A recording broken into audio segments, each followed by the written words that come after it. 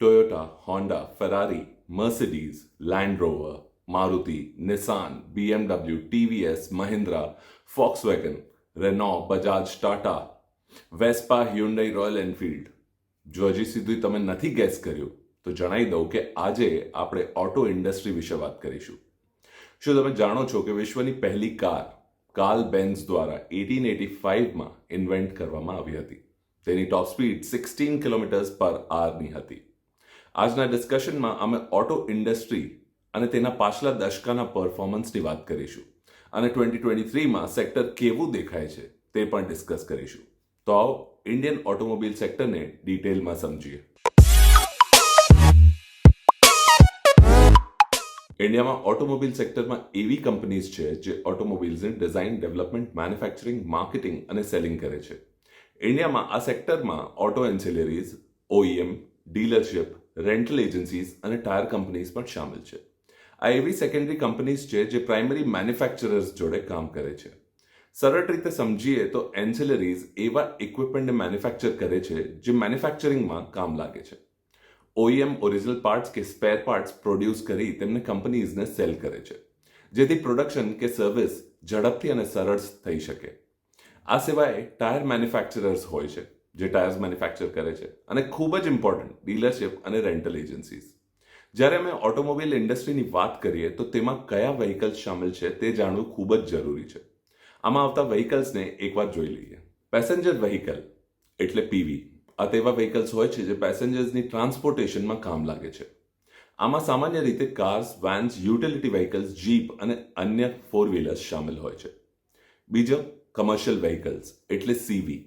આમાં luggage, cargo, heavy મશીનરીના transportation માટે લાગતા વાહનો છે, જેમ કે બસ, લાઇટ, મીડિયમ અને હેવી ડ્યુટી ટ્રક્સ. આ પછી આવે છે ટુ વ્હીલર્સ અને થ્રી વ્હીલર્સ. તે પછી ટ્રેક્ટર્સ. હા, ટ્રેક્ટર્સ જે અમારા એગ્રીકલ્ચરલ ઇકોનોમીમાં ખૂબ જ ઇમ્પોર્ટન્ટ છે. અને છેલ્લે ઈવી. આ કેટેગરી હજુ ફોર્મલી ઇન્ક્લુડ નથી થઈ, પણ ટ્રાન્સપોર્ટ ઇકોનોમીમાં ઇલેક્ટ્રિક વ્હીકલ્સ ખૂબ જ ઇમ્પોર્ટન્ટ થઈ રહ્યા છે. હાલમાં નિકે એશિયાની રિપોર્ટ પ્રમાણે ઇન્ડિયા દુનિયામાં થર્ડ લાર્જેસ્ટ ઓટો માર્કેટ છે અને 2022માં પહેલીવાર તે જાપાનથી આગળ નીકળી ગયું. જોવા જઈએ તો આજે વ્હીકલની સેલ્સમાં અમે ત્રીજા સ્થાને છીએ, અને વ્હીકલ્સ એટલે તે જ જે ઇન્ડસ્ટ્રીમાં શામેલ છે. ઇન્ડિયન ઓટોમોબાઈલ ઇન્ડસ્ટ્રી ઇન્ડિયાના જીડીપીમાં 6.4%નું કોન્ટ્રીબ્યુશન કરે છે અને મેન્યુફેક્ચરિંગ જીડીપીમાં તેનું કોન્ટ્રીબ્યુશન 35% છે. આ સિવાય તે એક લીડિંગ એમ્પ્લોયમેન્ટ પ્રોવાઇડર પણ છે. હાલમાં India largest tractor producer, second largest bus manufacturer અને third largest heavy truck manufacturer છે. તો આવા ડિસ્કશનમાં સ્ટોક માર્કેટ એંગલ પણ જોઈ લઈએ. ઇન્ડિયામાં ઓટોમોબાઈલ સેક્ટરના પરફોર્મન્સ માટે નિફ્ટી ઓટો ઇન્ડેક્સ જોઈ શકાય છે, જેને સીએનએક્સ ઓટો પણ કહેવામાં આવે છે. આ ઇન્ડેક્સની અમુક કંપનીઝ જોઈ લઈએ, જે છે મહિન્દ્રા એન્ડ મહિન્દ્રા, જેનું વેટેજ 20.8% છે. મારુતિ સુઝુકી ઇન્ડિયા લિમિટેડ, જે 18.74% પર છે, અને ટાટા મોટર્સ વિથ 11.69%. આવો સમજીએ કે આ ઇન્ડેક્સ છેલ્લા દશકામાં કેવું પરફોર્મ કરી રહ્યું છે. નિફ્ટી ઓટો 12 જુલાઈ 2011માં લોન્ચ થયું અને પાછલા 11.5 વર્ષોમાં 9092 પોઈન્ટ્સથી વધ્યું છે, જેને લગભગ 257% રિટર્ન્સ ગણી શકાય છે. જો તમે 2011માં ₹100 ઇન્વેસ્ટ કર્યા હોત આ ઇન્ડેક્સમાં, તો આજે તેની વેલ્યુ ₹357 થઈ ગઈ. આવો ઇન્ડસ્ટ્રીના ફ્યુચર અને તેના આજના પોટેન્શિયલની વાત કરીએ. સૌથી પહેલા ઈવીની વાત કરીએ. અમે સૌ જાણીએ છીએ કે ઈવીનું પોટેન્શિયલ કેટલું વધારે છે અને માર્કેટે કેવી રીતે તેને ઝડપથી એડોપ્ટ કર્યું છે. અને કેમ ના કરે. ઈવી સસ્ટેનેબલ પણ છે અને ઇકો ફ્રેન્ડલી પણ. ઈવી ઇન્ડસ્ટ્રી 2030 સુધી 5 કરોડ જોબ્સ ક્રિએટ કરવાની છે. ઈવી માર્કેટ 2022થી 2030 સુધી 49% CAGRથી ગ્રો કરી શકે છે અને 2030 સુધી તેની સેલ્સ 17 મિલિયન યુનિટ્સ પહોંચવાની એક્સપેક્ટેશન છે. ઈવી સિવાય અમને બીજા પોસિબલ એવેન્યુઝ અને સ્ટોરીઝ પર પણ ધ્યાન આપવું જોઈએ. અને શું તમે જાણો છો કે એક car 95% of the time park સ્ટેટમાં હોય છે, એટલે પાર્ક કરેલી પડી હોય છે. અમુક નંબર્સ જોઈ લઈએ. 2026 સુધી ઓટોમોબાઈલ ઇન્ડસ્ટ્રી $300 બિલિયન સુધી પહોંચી જશે. ઇન્ડિયા 2024ના એન્ડ સુધી ઓટો ઇન્ડસ્ટ્રીની સાઇઝ 15 લાખ કરોડ રૂપિયા સુધી પહોંચાઈને ડબલ કરવાનું એમ કરી રહી છે. 2050 સુધી ટ્રકિંગ માર્કેટ 4 ગણું વધી શકે છે. એટલે 2050 સુધી ટ્રક્સ 4 મિલિયનથી 17 મિલિયન સુધી પહોંચવાના છે. પીવી ઇન્ડસ્ટ્રી FY23માં 16%ની ગ્રોથથી વધી શકે છે. ગવર્મેન્ટ ઓફ ઇન્ડિયા ઓટોમોબાઈલ સેક્ટરમાં 2023ના એન્ડ સુધી 10 બિલિયનની લોકલ અને ફોરેન ઇન્વેસ્ટમેન્ટ એક્સપેક્ટ કરી રહ્યું છે. તો આ ઓટો ઇન્ડસ્ટ્રીની હેડવિન્ડ્સ અને ટેલવિન્ડ્સની વાત કરીએ. પણ પહેલા સમજે કે હેડવિન્ડ શું હોય છે. આ એવી વિન્ડ્સ હોય છે જે એક શિપના ઓપોઝિટ ડિરેક્શનમાં ચાલે છે, જેનાથી શિપને બાધાઓ આવે છે. તો આ તેવા ફેક્ટર્સ છે જે કંપની કે સેક્ટરના ગ્રોથમાં નડતા હોય છે. અને ટેલવિન્ડ્સ આનું જ ઓપોઝિટ છે. આ તેવી વિન્ડ્સ છે જે શિપને આગળ વધવામાં મદદ કરે છે. એટલે તેવા ફેક્ટર્સ જેનાથી ઇન્ડસ્ટ્રીને મદદ મળી શકે છે. તો ઓટો ઇન્ડસ્ટ્રીની હેડવિન્ડ્સની વાત કરીએ તો સેમિકન્ડક્ટર્સ જે ખૂબ જ ઇમ્પોર્ટન્ટ કોમ્પોનન્ટ છે ઓટોમોબાઈલના ઘણા ફંક્શન્સ માટે, જેમ કે સ્ટીયરિંગ, બ્રેકિંગ સિસ્ટમ વગેરે, તેની રશિયા યુક્રેન વોરના કારણે ગ્લોબલ શોર્ટેજ ચાલી રહી છે. સપ્લાય ચેઇન ઇશ્યુઝના લીધે ઇનપુટ કોસ્ટ વધી ગઈ છે, જેનાથી વ્હીકલ પ્રાઇસીસ પણ વધી જાય છે. ટ્રેક્ટર સેલ્સ ડિપેન્ડ કરે છે કે તે વર્ષે મોન્સૂન કેવું જોવા મળ્યું છે. કંપનીઝને ગવર્મેન્ટ રેગ્યુલેશન સાથે કમ્પ્લાય કરવું પડે છે. ઉદાહરણ તરીકે ગવર્મેન્ટ 2030 સુધી પેટ્રોલમાં 20% સુધી એથેનોલની બ્લેન્ડિંગ અને ડીઝલમાં 5% બાયોડીઝલની બ્લેન્ડિંગ ટાર્ગેટ કરી રહી છે. આ ઇન્ડસ્ટ્રી માટે એક મેન્યુફેક્ચરિંગ ચેલેન્જ છે.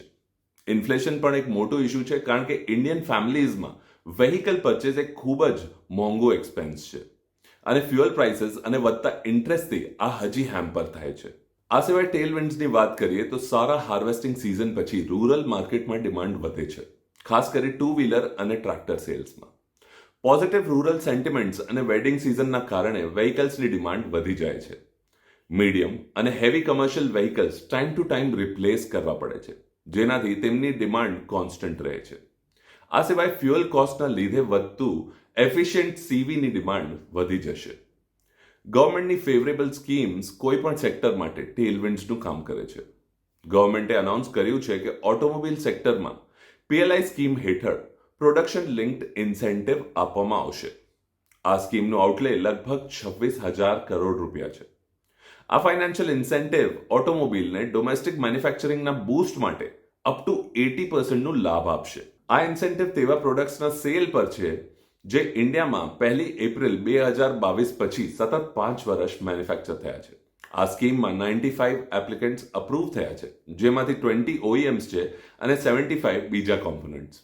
આવો જોઈએ કે ઓટો ઇન્ડસ્ટ્રી બીજા બિઝનેસને કેવી રીતે અફેક્ટ કરે છે. Auto industry steel, iron, aluminium, plastic, glass, carpeting, textile, computer chips, rubber અને અન્ય ઘણું બધું કન્ઝ્યુમ કરે છે. સ્ટેટિસ્ટિક્સ પ્રમાણે ઓઇલ અને રબરનું લગભગ અડધું અને ગ્લાસનું 1/4 અને સ્ટીલનું 1/6 આઉટપુટ ઓટોમોબાઈલ ઇન્ડસ્ટ્રીના કન્ઝમ્પશન માટે હોય છે. એરક્રાફ્ટ કન્સ્ટ્રક્શન ઇન્ડસ્ટ્રી પછી ઓટો ઇન્ડસ્ટ્રી એવી બીજી ઇન્ડસ્ટ્રી છે જેમાં આટલું વોલ્યુમ કન્ઝ્યુમ થાય છે.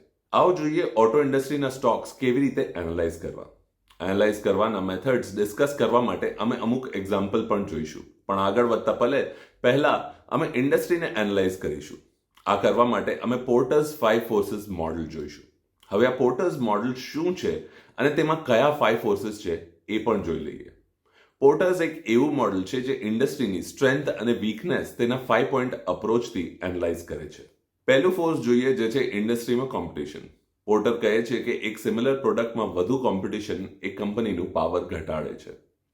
ઇન્ડિયાના ઓટો સેક્ટરમાં ઘણા ઓછા પ્લેયર છે અને તેમાં ઘણી કંપનીઝ રસ નથી લેતી.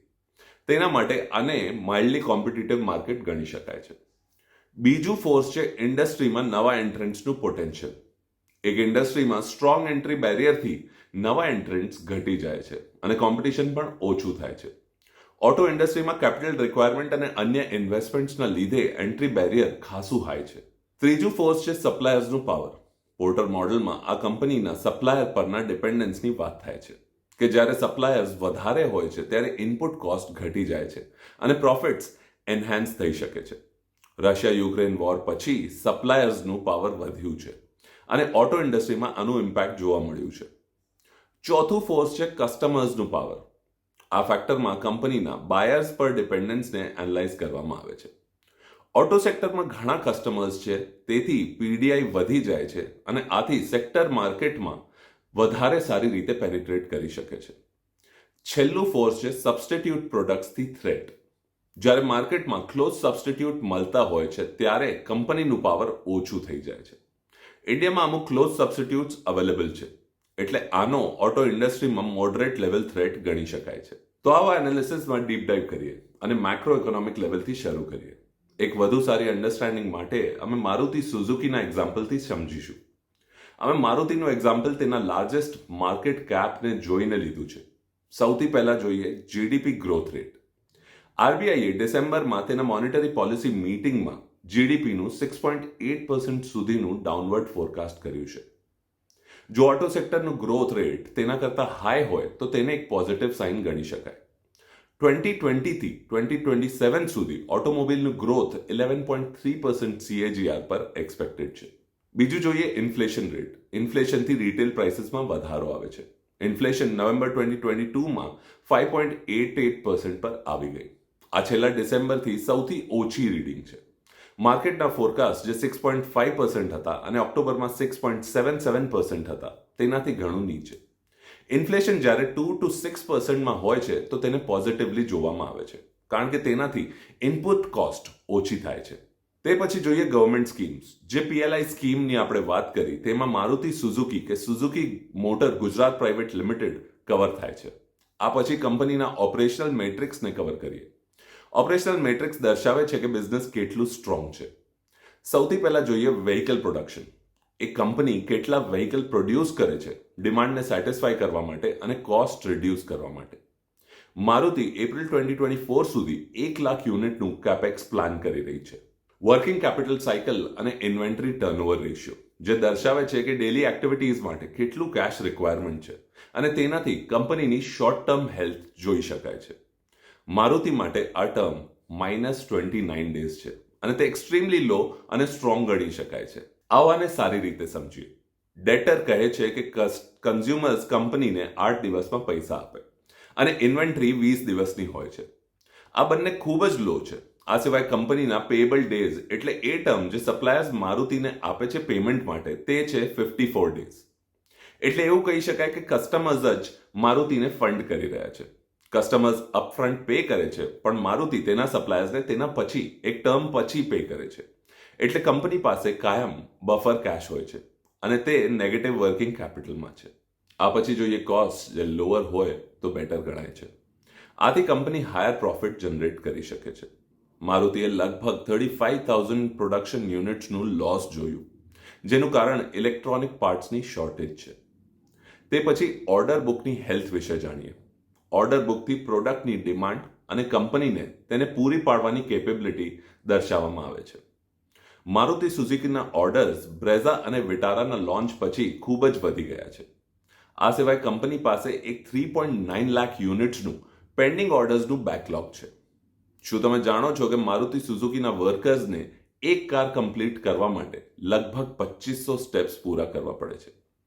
આ સ્ટેપ્સ ફટીગ રિડક્શનથી માર્ચ 2014માં 3077 સ્ટેપ્સથી નીચે લાવવામાં આવ્યા છે. આવો કંપનીના ફાઇનાન્શિયલ મેટ્રિક્સ પણ જોઈ લઈએ. પહેલા રેવન્યુ અને નેટ પ્રોફિટ. રેવન્યુથી કંપનીના પ્રોડક્ટની ડિમાન્ડ ખબર પડે છે. મારુતિ સુઝુકીની Q2 FY23માં ડિમાન્ડ 36.3% વધી છે અને તેમનું પ્રોફિટ આફ્ટર ટેક્સ 300%થી વધ્યું છે. એ જોવા જેવું છે કે છેલ્લું વર્ષ કાર સેલ્સ માટે એક વીક યર હતું. શું તમને ખબર છે કે મોટી કાર્સ નાની કાર્સ કરતાં વધુ પ્રોફિટેબલ હોય છે? બીજું વ્હીકલ સેલ્સ. બંને ડોમેસ્ટિક અને એક્સપોર્ટ્સ. આ સ્પ્લિટ કંપનીના તેના કન્ઝ્યુમર્સ પરના ડિપેન્ડન્સની વાત કરે છે. જો એક્સપોર્ટ્સ વધારે હોય તો તેને એક નેગેટિવ સાઇન ગણી શકાય છે. ડિમાન્ડ અને કરન્સી ફ્લક્ચ્યુએશનથી બંને ટાઈપના ઇમ્પેક્ટ થઈ શકે છે. મારુતિ સુઝુકી બીજા દેશો કરતાં આફ્રિકામાં વધુ એક્સપોર્ટ કરે છે અને Q1 FY22 થી Q2 FY22માં આ એક્સપોર્ટ્સ પણ ઘટ્યા છે, પણ પાછલા વર્ષથી 25%નું ઇન્ક્રીઝ જોવા મળ્યું છે. તો આ જોઈ તમને શું લાગે છે કે શું થશે? ઓટો સેક્ટરને લઈને તમે બુલિશ છો કે બેરિશ? અમને કમેન્ટ સેક્શનમાં જરૂરથી જણાવો. જો વિડીયો ગમ્યો હોય તો લાઈક કરો અને જો નથી કર્યું હજુ સુધી તો અત્યારે ચેનલને સબસ્ક્રાઇબ કરો અને બેલ આઇકનને ક્લિક કરો, જેથી અમારું કોઈ પણ અપડેટ તમે મિસ ના કરો. અમને ફેસબુક અને ઇન્સ્ટાગ્રામ પર પણ ફોલો કરવાનું ના ભૂલતા. તમને જણાવી દઈએ કે આ વિડીયો માત્ર એજ્યુકેશનલ પર્પઝ માટે છે અને આમાં કોઈ પણ બાય કે સેલની રિકમેન્ડેશન નથી. આવતા વિડીયોમાં મળીએ, ત્યાર સુધી હેપી ઇન્વેસ્ટિંગ.